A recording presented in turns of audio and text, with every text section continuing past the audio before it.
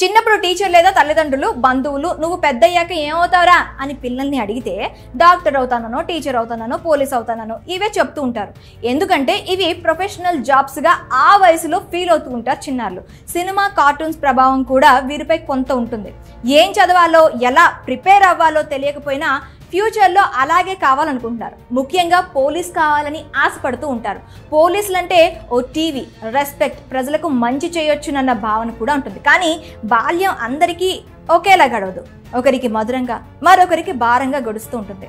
ఇదిగో మనం చెప్పుకోబోయే చిన్నారికి కూడా ఎన్నో ఆశలు ఆశయాలు ఉన్నాయి. కానీ లక్ష్యం నెరవేర్చుకునేందుకు సమయం లేదు. కానీ అతని కలను నెరవేర్చారు బంజారా హిల్స్ పోలీసులు. 7 ఏళ్ల వయసులో బాలుణ్ణి ఎస్ఐగా మార్చేశారు. ఆంధ్రప్రదేశ్లోని గుంటూరుకు చెందిన అనుపూజు బ్రహ్మం లక్ష్మీ దంపతుల రెండో కుమారుడు మోహన్ సాయి 4వ తరగతి వరకు చదువుకున్నారు. గత ఏడాది మోహన్ సాయి అనారోగ్యం బారిన పడ్డంతో తల్లిదండ్రులు ఆసుపత్రికి తీసుకెళ్లారు. పరీక్షల్లో అతనికి రెక్టాల్ క్యాన్సర్ అని నిర్ధారణ అయింది. ప్రస్తుతం అతడు బంజారా హిల్స్ లోని బసవతారకం క్యాన్సర్ ఆసుపత్రిలో చికిత్స పొందుతున్నాడు. చికిత్స అందిస్తున్నప్పటికీ అది ప్రాణం తీసే వ్యాధిగా మారింది.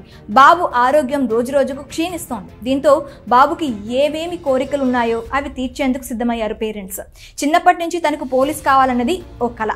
ఆ విషయం తెలుసుకున్న ఆసుపత్రి సిబ్బంది మేక్ ఏ విష్ ఫౌండేషన్ సభ్యులకు తెలిపారు.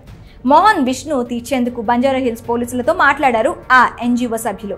చిన్నారి ఆరోగ్య పరిస్థితి గురించి తెలుసుకుని అతని కోరిక నెరవేర్చేందుకు ముందుకొచ్చారు పోలీసులు. మోహన్ సాయి పోలీస్ డ్రెస్ వేసి స్టేషన్ కు తీసుకెళ్లారు.